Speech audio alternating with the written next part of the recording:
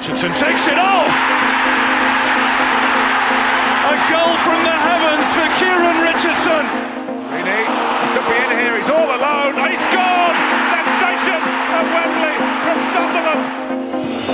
McKeady.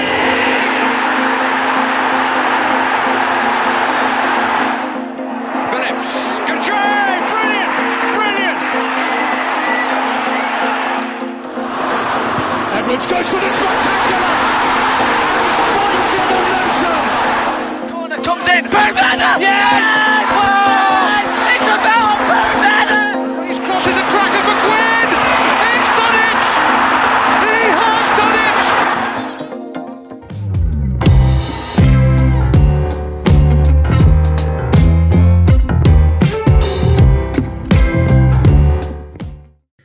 Hello and welcome back to the What the Falk Sunderland preview show in association with Viper Goalkeeping. It's been a week without club football, and whilst we would normally welcome the break, Sunderland are in such good form, we can't really deny that we have missed it. However, the same could be said of our opponents this Saturday, who, although they haven't had a weekend break, they have been enjoying their football. And in fact, at the time of speaking, while this may change on Monday if Burton win, they currently sit joint top of the league with ourselves after 12 points from 6 games. And most importantly, I'm delighted to welcome back a returning guest who was on the show last season. We have Accrington born, but long-term Canadian living, Tony from Stanley Podcast Across the Pitch. Tony, it's been a while. Things haven't changed too much, but changed enough to get fans in. But how are you doing anyway? You okay? I'm doing well, Graham, and thanks for having me back on. I enjoyed it last time, and hopefully we, as a result of what we did last time, I don't think either one of us predicted the right score, but not that 3-3 game. But anyway, hopefully we'll have a good visit, and I'm looking forward to chatting with you about next week. We're talking about that game. I was thinking back, and I listened back to our previous podcast, and I was thinking, none of us even went close to the 3-3. I think Sunderland won a big downturn at that point. Thankfully, it feels a million years ago now, but crazy game last time we both chatted, wasn't it, in the end? Yeah, and I think Stanley at that point were not around, well, not going to be making the playoffs, but they really did some damage at the last part of the season, taking Portsmouth out, really taking 4 points out of 6 from Portsmouth, getting a point with you guys, and I think all their last 4 matches were against the top 6 or 7 teams, and they came away with results in all of them. So I think it was a good sign for the season, and I think it built up a lot of hope for Stanley fans to build on based on the way they finished the season and the fact that really they're bringing a lot of the same team back. I think, as I was sort of saying in the intro, that brings me perfectly probably on to my first question, but it's been a flying start for Accrington, really. There's been 2 defeats, fair enough, but wins over Cambridge, Crewe, Shrewsbury, Doncaster. You may be second by the time this gets officially released, but at the time of speaking, you're currently top, and there's only Burton, I think, that could overtake you with a win on Monday. But the mood must be quite good at the WAM Stadium right now. How's things from an Accrington viewpoint? I think positive, because when you looked at the season, the beginning of the season, and this is what we've discussed on our podcast, is that it was important really to get off to a good start because of the teams that they were facing in the first 5 or 6 weeks were teams that if you want to make the playoffs or you want to challenge, you've got to get results against them. And sorry, that's the phone ringing. That's fine. Live recording. Anyway, we were expecting, hoping really, I should say, to get positive results against those teams. And really they've come away with, if you look at the score lines, they really haven't put anybody away in the sense of scoring more than 2 goals. I mean, generally, if you look, it's a typical Stanley win is a 1-0 win, clean sheet and get a goal, and then in the last few minutes they sort of sit back and defend. But it's positive to answer your question around Stanley, and I think very hopeful because of the fact we're playing not with our first team, we're playing with players that are coming in. We've got a couple of players away on international duty, but for the most part. We've got a couple of injuries. Our captain, Seamus Keneally, has not even played yet. So I think, very thankful for the results that we've been getting, considering we're not at full strength. I suppose away from the actual football, before we dig deep into the form in the season, unbeknown to obviously people who wouldn't have listened to the show last season, if you did, obviously you know this story, but obviously you live in Toronto, Tony, you make 5, 6, 7 games per season when COVID's not a thing. Although fans are back in the stadium, international travel, as we've both kind of discussed off air, is not exactly the same as it was. Have you been able to get any plans put together for coming over this season, or is COVID just nullifying everything in terms of flights from Canada for you to be able to get back to the WAM Stadium? Well, the problem I was having, because we usually come over for a couple of months, and is the accommodation that I had been getting is the people have sold up, and so I can't rent it anymore. So the problem I'm running into is the earliest I can sort of get over is for the beginning of next season. But if they do get to Wembley, things will change, because I might have to make a flying visit over from Toronto to London and catch the match at Wembley. If we're one of the only 2 teams that haven't made Wembley, and so there's always that fingers crossed that this season will be the year we make it to Wembley. I was going to say, it's like with Sunderland, I think I've been every time I've been, we got beaten. The one time we got there and won, obviously it was behind closed doors. So Wembley, good memories for me from an England perspective, horrendous from Sunderland. But I do hope you get there. I didn't actually realise have you never been there before? Nope. The Crawley and Accrington Stanley are the only 2 teams that have never made it to play at Wembley.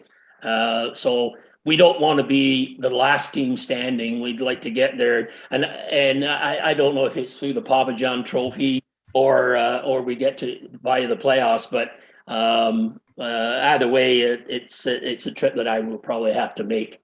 I never knew that. It's a good bit of football trivia. That didn't know there was only 2 teams, league teams. I would assume that haven't made Wembley just yet. Good bit of football trivia there. As it is, we're speaking on the Saturday directly after the game, because obviously talking about international travel, I'm away in Berlin next week. So we're talking straight after your game against Shrewsbury, pretty much more or less a couple of hours afterwards. So we'll begin with that, really. It seems like a good performance. Obviously, I've watched the minute highlights, which you can't really make your mind up on, but plenty of shots on target. And obviously, your new striker, who's on loan from Burnley, Joel Mumbongo, got his first goal. How was the performance? I think it was good. If you were going to give it sort of out of 10, I'd give it a 7, 6.5, a 7. It was a workmanlike performance, if you want to say that. It wasn't slick football or pleasing to the eye the way that John Coleman likes to play. I think it was a little scrappy at times. But as far as they did take the chance of the one opportunity from Mumbongo, but they could have had a couple others. The positive thing is they're creating chances. So I think the goals will come. Colby Bishop seems to be coming into form. And I think because of the rumors around him going to Peterborough, I think there was a couple offers coming in late on transfer day. And I think once that was put to bed and they played Barrow in the Papa John's, and he really had a super game. So I think he's going to come out of it now, because that's not playing on his mind. And the same with Dion Charles. He's away in Northern Ireland, and I think when he comes back, I think you'll see him pick it up. And the 2 of them really, if you look at the performance last year, are probably as good a 1-2 punches as you're going to see in League One. And there might be a couple others out there, but I put them up there in the top 3 or 4 striking combinations in League One. I was going to say, we're talking about Dion Charles. Obviously, he was away today and replaced by Mumbongo. He's only scored 1 league goal this season so far. I know it's early doors. Phenomenal season last year, and same with Colby Bishop. You touched on Colby Bishop maybe having, not maybe his head turned, but maybe head elsewhere because of rumours going around him. I saw that Dion Charles was linked to, I think, Bristol City at some point. I think even Nottingham Forest were looking after him as well. Ipswich were looking at him as well. Ipswich look at everyone, to be fair, at the minute. Do you think that, obviously, I've only looked at the stats, 1 goal, 4 or 5 games. Do you think it's affected him, the rumours, or is that just a case of maybe just not informed for other reasons? No, I think it has affected them, because Both these lads came from non-league, and they've really picked up their form last season, and I think then they're in a position where this is new stuff to them because they've not been sort of courted before by other teams, and I think it had to play on their minds. And I think once that's the transfer window's gone by and Charles comes back, he's got something to prove, and I think you'll see them both kicking off. And Mumbongo, he's raw. He's got talent, and I think he's going to play a role in the coming in off the bench around that 60-minute mark. Where if one of those guys are not having a good game, then you'll see Mumbongo come on. But also this new lad they brought in, Jovan Malcolm. He's on season-long loan from West Brom. I like the look of him. He was only on a few minutes, but he's got pace and he's got that football savvy. And I think as far as the strike force is concerned, we've got four decent players. That one's not playing well, the other one will come in and pick up the slack. Because Mumbongo, obviously, unbeknown to some people, comes from Burnley. Young, sort of pacey player from what I've seen, but I haven't seen too much of him. But it was his first start today, wasn't it? So 1 start, 1 goal technically. Yeah, he's come on in previous matches, and right now he just needs some playing time. He's struggling a little bit, just finding where the net is and his timing. And as a striker, we all know that comes with playing more minutes. So I think he's going to be pushed too with this Malcolm lad that came in, which is good because you've got either one of these guys coming off the bench, and you're not gonna drop anything when these guys come on. I've noticed a little bit as well with obviously Accrington's transfers. I think like most teams in this league, you do have a turnover of players. Sunderland have had it almost season on season. Thankfully, it looks like our transfer recruitment has sorted itself out for once. But I think a lot of clubs naturally make almost double figure sort of changes to their squad. It just with the length of contracts and things like that. But loan moves are becoming more and more of a thing to become part of the squad because you can get really good young players getting in the cut and thrust of League One football. And I noticed that this season, maybe not all of them on loan, but a lot of the players that you've brought in have came from Premiership clubs or clubs with highly rated academies. But I noticed that James Trafford's came in on loan as a goalkeeper. Obviously, he's not playing. Malcolm, you touched on before, is obviously coming from West Brom. On top of that as well, there is Amankwa, came in from Man City. But it's mainly Sam Shearing, I've noticed, that's been playing obviously today from Bournemouth. Is that a little bit of a shift in the transfer market for John Coleman? Because he's known for kind of dipping into the non-league market and finding a gem, but I noticed he's done that and also brought in some Premiership loans this season. Well, I think and I think you've summarized it quite well, is that the players that they're bringing in on loan now, and this wasn't the case a few years ago, they're bringing them in from Premier League or Championship clubs, which tells me that the teams that are sending the players over have a lot of faith in John Coleman and Jimmy Bell, because we are bringing in top talent. Like last season, we had Nathan Baxter from Chelsea, who was really a top-notch keeper until he got injured, and that really was a downturn in the season. We might have had a chance at playoffs, but he went down, and Seamus Keneally went down at the same time. Trafford is he's for 18 years old. He's very mature. He controls the box like a seasoned veteran. And really at this point, when you've got Toby Savin that's only 20, you've got a really good combination. I mean, they're actually interchangeable. I might give the nod to Trafford because of his. I should say, I know he's only 18, but his experience coming up through the City Academy, and you can tell he's got quality. And I think in nets we're in good shape. As you can see, we're getting defensively, we're playing well. We're getting clean sheets, and even we lost Cameron Burgess. He went to Ipswich, and that was a very sudden departure because he was one of the big signings last season. And I don't think John Coleman wanted to lose him, but it was the owner's decision. that I think he couldn't turn down the offer. Like a club like Stanley, that's part of the revenue stream is selling players on if the price is right. So we don't have the big 30,000 fans in the stadium. So we have to sell a player when the price is right. But Brendan Shearing has come in and he stepped into his spot. And really, then he got Sykes at the back with Nottingham. And defensively, they're playing, I say, it's better than last season. And we really haven't missed Mark Hughes, who was a mainstay at Stanley for several years. And went to Bristol Rovers, I should say. And I thought we'd miss him, but to be honest, it's fair to the back three. They picked up the slack, and we haven't really missed Mark Hughes. Interesting you mentioned about the goalkeeping situation before, because I noticed Trafford mainly plays, but I know obviously last year mainly the goalkeeper was Savin, but Savin played today. Was that due down to Trafford being on maybe youth team international duty potentially? Yeah, I think he was away, but he's been the starting keeper in league matches, and Savin has played in the Carling or the League Cup and then the Papa John. But even when he comes in, it's not like you say, oh, we got the backup keeper in it. We don't look at Toby Savin as a backup keeper. It's like 1A, 1 and 1A, really. Because I was watching the Crew game. Obviously, I don't know whether people saw that, but I watched quite a bit of that because I was covering it for another podcast. And I was wondering who the goalkeeper was at the time, because I think it would be fair to say he sort of kept you in that game. I know they went down to 10 men a minute from the end, but he made some outstanding saves. And that would have been Trafford. And I've just double checked. Yeah, it was. So he really is showing a lot of form, isn't he, Trafford? He's the clean sheet potentially due down to him?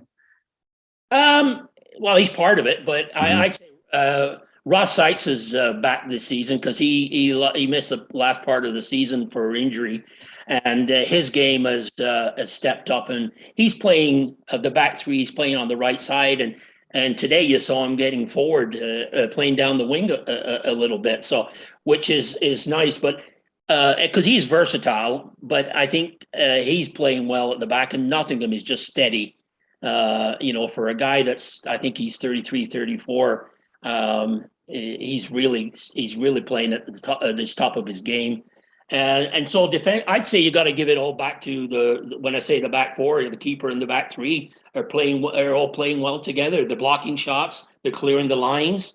It's been a team effort at the back, and the clean sheets that they've got have been earned and well-deserved, really. It's quite interesting when you look through the players that you've signed as well, when you talk about the experience there, because just giving a kind of random shout out to a few ages of players that you've brought in, you've got 20, 21, 22, 18, 18, 18, 21, 22, then 19, 19, 21, 20, 19 again.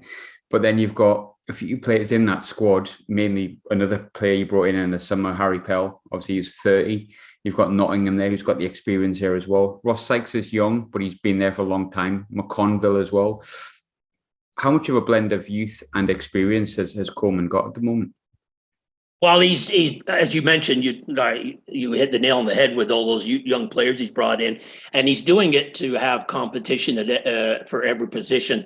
And we haven't mentioned yet who's out for an injury that is really an impactful player is Joe Pritchard. He's been out for and he should be back around the same time as Seamus Keneally. And then I think you'll see a different formation in the sense that I think you'll see Keneally sit in front of the back three, and then Pritchard go out right on the wing.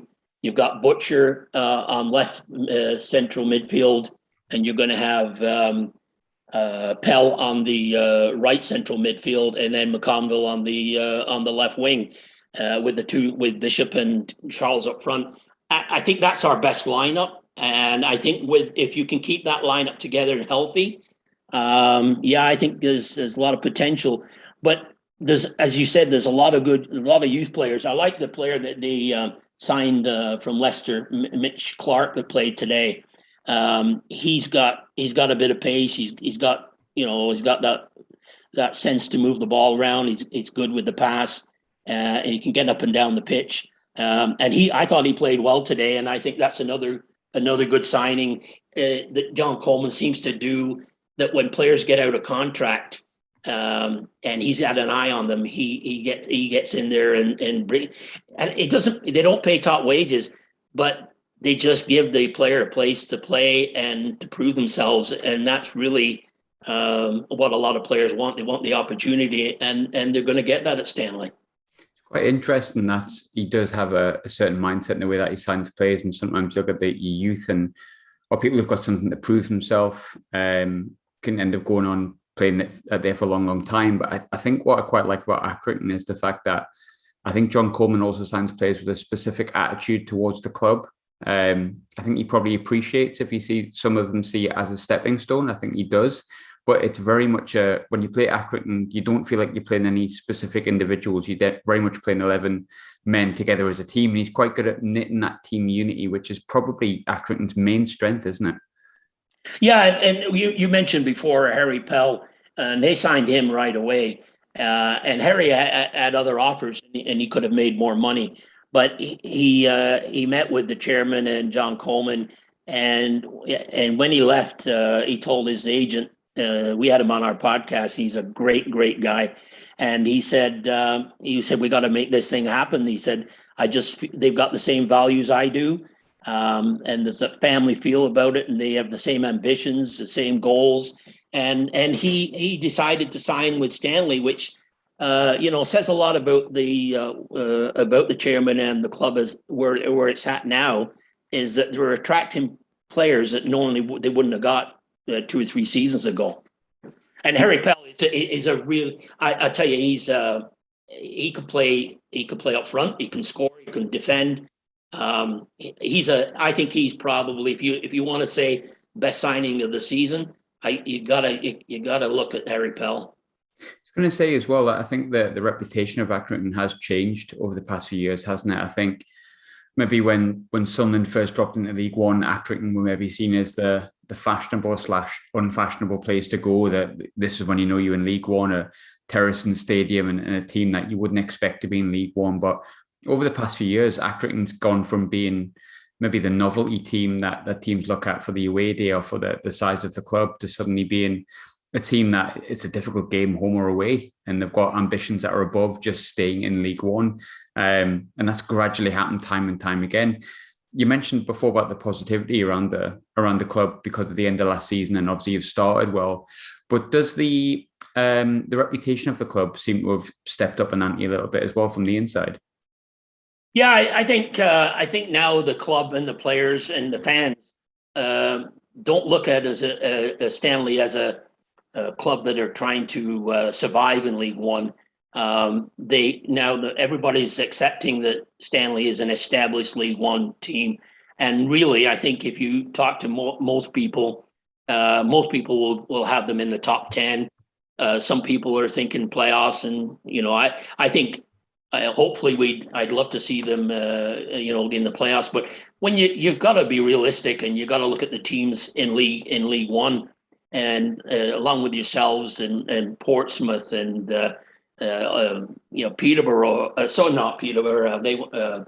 But some Sheffield Wednesday, Rotherham, teams that are some big clubs, and Lincoln. I mean, they had a good season last year, off to a tough start, and people are expecting Wigan to do well, which they're not doing as good as they would like. But I think Stanley now are being respected around the league as a team that are a top 10 team, and just because of the way they play, and they don't roll over anybody. Yeah, no, not at all. And I think again that goes back to the team ethic that I think John Coleman's very much sort of festered. I've never necessarily felt, I'm sure there's one that Sunderland fans can pick out, but never felt to be a necessarily easy game that Sunderland have had against Accrington since we've come down. There's obviously been the 2-2 at home on the Friday night, I think it was, the 3-3 last season. So, and I think gradually over time, you don't look at Accrington as a game that's one of the easier ones that you'd win against one of the lower sides. Is very much a top 10 team, and obviously you're attracting players to the club, and one of them that came in on deadline day was was Ethan Hamilton, who came in on deadline day from Peterborough. He made his debut today. Came on sort of late on. But what did you make of your deadline day transfers? Yeah, I liked. I didn't mention him earlier, but you're right. He did come on today and played well, and I liked the brief time. I hadn't seen much of him before, but what I saw today, I thought, yeah, he's definitely going to help the squad. Yeah, it's good business. I mean, he brought he said after the Oldham match where really they played poorly. There were quite a few changes, and a lot of the bench players came in, and John Coleman wasn't happy with the performance and said that we're not good enough now, and he's going to bring players in for competition, and he did, and he didn't just bring players in for the sake of bringing them in. He's brought players in that are going to have an impact, like the names you mentioned, and yeah, I thought his performance today was good. I think we'll see a lot more of him coming on. He might even get a start, depending on injuries, because he certainly handled himself well today. I think one of the big things for me with Accrington is past few seasons have been there or thereabouts, and at points in the playoffs, and then gradually it's sort of dropped off. Last season, sort of that kind of happened, but then you got good results towards the end, which perked you back up again. But still, it was just not quite enough for the playoffs. And from the outside looking in, it's always been maybe just squad strength, like good first 11, decent enough bench. When you get injuries or one players get tired, there's not a great deal you can come in. I would say from the outside looking in, which is easy to do, it's probably the first time that I've looked at Accrington and gone, well, it's not going to suffer if there's a really, really bad injury crisis. You've got a bigger squad, I think, than I've seen, certainly since we've been down here. But do the fans feel like if you continue with this trajectory, if you keep winning games, if you do end up in a playoff position like you have done a couple of times around Christmas, you can genuinely make a sustained push for actually playoffs, and fingers crossed, in a fairy tale world even more? Yeah, I think last season we did suffer when we got key injuries, and when I think it gets overlooked is the importance of Seamus Keneally, who is a defending midfield player. He's so steady. He's not flashy, that he really doesn't get a lot of hype. But he very rarely makes a mistake, and they're missing him because he's sort of the quarterback of when he can get the play and start moving it out, keep the ball on the ground, and sort of spread the ball wide. And I think when we get him back, I think that will push us on. But it certainly made a dip in form last season when he went down and Joe Pritchard went out. And those guys, we've got cover this year better than last season, but still, you still want those guys to stay on the pitch. And I think I said this last year, and in the last 2 or 3 seasons, we've said this is the best team that Stanley's ever had. And I'm going to say it again because each year it's got better this year than it was last year. So I'd have to say that we have the best squad that we've had that I can recall. And fingers crossed, if we stay healthy, we can do some damage in this league. Talk before about key players, and you mentioned Keneally, obviously 33, signed a new contract in the summer, obviously rightly experienced, and that is a player that you miss. But again, I can only look at statistics and occasional highlights. But it appears Matt Butcher, obviously 24 years old, so he's in a good age. He came from Bournemouth, had his first season with Accrington last year. He scored as many goals this year already as he did last year. It appears from the after looking in, he started particularly well. Would I be right in saying that? Yeah, and I don't think he's at top form yet. And I think it's just the midfield seems to change every match because of injuries or with players coming in. But I think when he's in top form, he's a top player. He can make a difference in a match. And I think he's one of the players that will benefit from the work of Keneally, when he can spread the ball around, because he's going to be one of the guys that's on the receiving end of Keneally's passes, and then he can work. He worked well with Sean McConville down on that left side. And then, as I say, I'm looking for a nice partnership with Pell and Pritchard on the other side. I think Butcher is a good player, and I just think he's just a bit like some of the players right now are just not hitting on all cylinders. But when they do, as I said, he can change a game on himself. Before we go into my favourite part of the show, which is always which Sunderland players are you worried about? It's worth looking at formation. All of them. I'll take that. I think it's worth looking at formation as always, because teams do sometimes change formations these days. It's become a lot more frequent, but I've noticed that with Stanley, it's been the same as it was last year. Pretty much, you've got the three at the back, where the two boys on the left and the right will try and push forward, almost like secondary wing backs, and try and play through the channels as best you can and go along when you need to. Do you expect much deviation from that when you come to the Stadium of Light? No, I think John Coleman's going with that 3-5-2 formation, and I don't see him changing that, really, to be honest with you. It's a formation that they've got the right personnel to fit. And for he was always a 4-4-2 guy, was John Coleman. But last year, the players he brought in, he went to that 3-5-2 formation because when he signed, I just lost his name, the guy that went to Ipswich, Burgess. Burgess, yeah.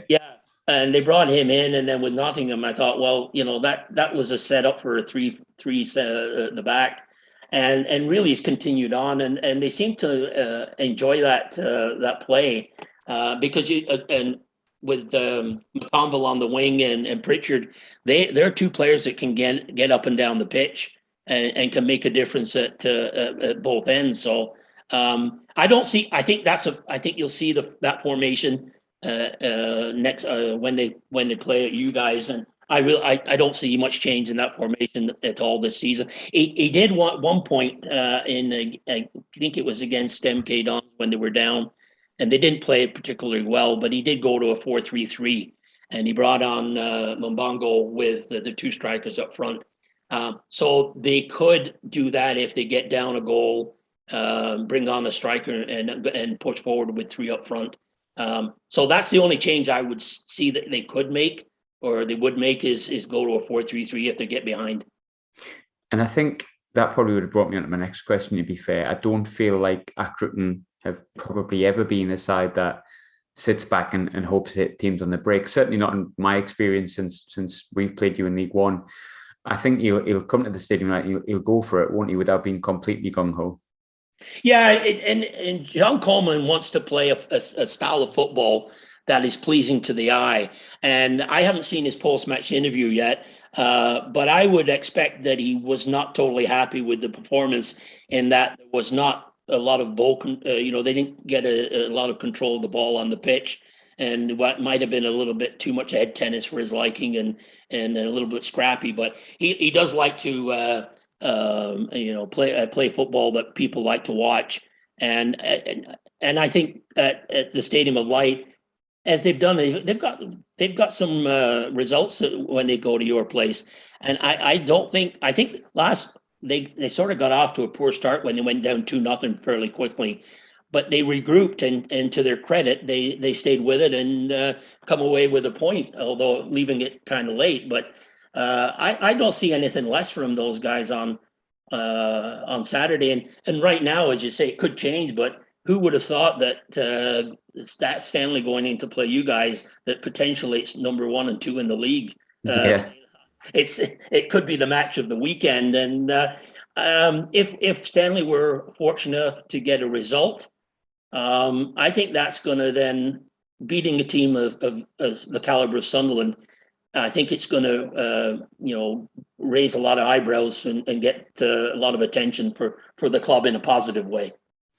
As I was sort of saying before, and as you just touched on there as well, if Burton don't beat Bolton on Monday night, which is obviously recording beforehand, it will be 1 versus 2. It'll be at the top of the table clash. But I think obviously you've lost 2, we've lost 1, which was against Burton. Supremely unlucky. Sunderland, I'll openly admit, are in very good form at the moment. things are very rosy in the garden. We're very happy. Ross Stewart's playing really well. McGeady is always dangerous. There's plenty of players in the side now that we feel very confident in, but it's always quite interesting when you flip that question. You mentioned before, you said all of our players worry you, but if you had to pick out one or two, who would be the ones that, from what you've seen so far, would be the ones that would concern you? Well, I think last season I mentioned 09, and I thought I still like him as a player. Yeah. But Lyndon Gooch, I mean, you've got quality throughout. Aidan McGeady has always played Stanley tough, and Well, I was surprised that is it what Charlie White, was it their striker from last season? He always played really well against Stanley. And I was surprised to see him go, but you certainly haven't seemed to lost a step with him gone at all, really. No, I think any Sunderland fan listening to that will obviously remember that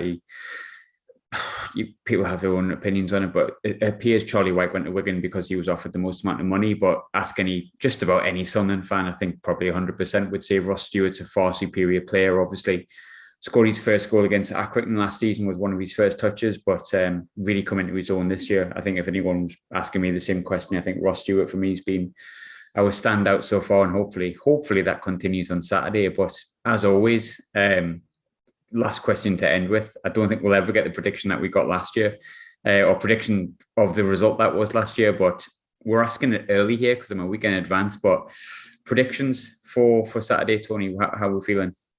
Well, I'm going to go for a draw, and I'm going to go for a low scoring one, for the simple fact of Stanley are playing really well defensively.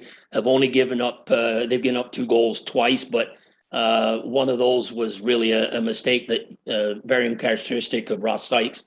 And I'm going to go for a 1-1 draw, simply because we play you guys well at Stadium of Light, and I think we won't sit back and defend. I think they'll have a run at you guys, and I'll be happy if it's a 1-1 draw. I'd love a 2-1 win.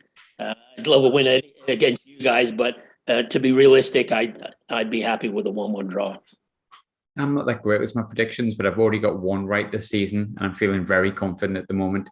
Maybe that's because I've got a holiday due. I'm going to say 3-1 because I feel like I don't think we've actually beaten Accrington Stanley at home yet. I think it was 2-2, and then the COVID season, and then it was 3-3, of course. So surely this time is time. But Tony, before I let you go, obviously, if there's any Sunderland fans listening to this, and especially if there's any Accrington fans listening to this, I've obviously kept an eye on the podcast since we spoke the first time. Like you mentioned before, you've had Harry Pell on. You get a lot of current Accrington players on there, previous Accrington players. It's a great pod. Even I would say that myself, and I'm sure Sunderland fans and Accrington fans would be interested. So if they were wanting to listen, where can they find your stuff, Tony? Well, we're on www.acrossthepitch.com. We're on Twitter and Instagram and Facebook. We do new player interviews, and we did one over the summer that some of your supporters might like. Is we interviewed Andy Holt again during the summer, and he's it's a great interview, and he's somebody that it could be of interest to outside of just Stanley fans. So if people want to listen to a chairman that's really transparent, give that a listen. But yeah, we do bring veterans back and have the veteran series. We try and do one a week, and we have a lot of fun doing it. And we're bringing more. We just had one a couple of weeks ago where we had all the people that were on the show. The guests were U.S. based, North American based Accrington supporters, which was a first for us. And so we're expanding Accrington Stanley to more people in North America, which is, at the end of the day, that's what we're about. Awesome. Tony, always amazing to have you on. Really good chatting again, as always. Thanks for coming on a Saturday, a week in advance of the game. But we both men of leisure, I think. So we had things on next week, but I appreciate you coming on. And as always, I hope you enjoyed yourself. Yeah, I did. I enjoyed it last year, and more so again this year, Graham. It's a pleasure, and your podcast, you do a great job yourself. And Sunderland I've got some passionate fans, and I see that on YouTube, and I always get a kick out of the passion that they show for their club. Yeah, it's been a pleasure, and I thank you for the time, Graham. No problem at all, Tony. Thank you. Cheers, mate.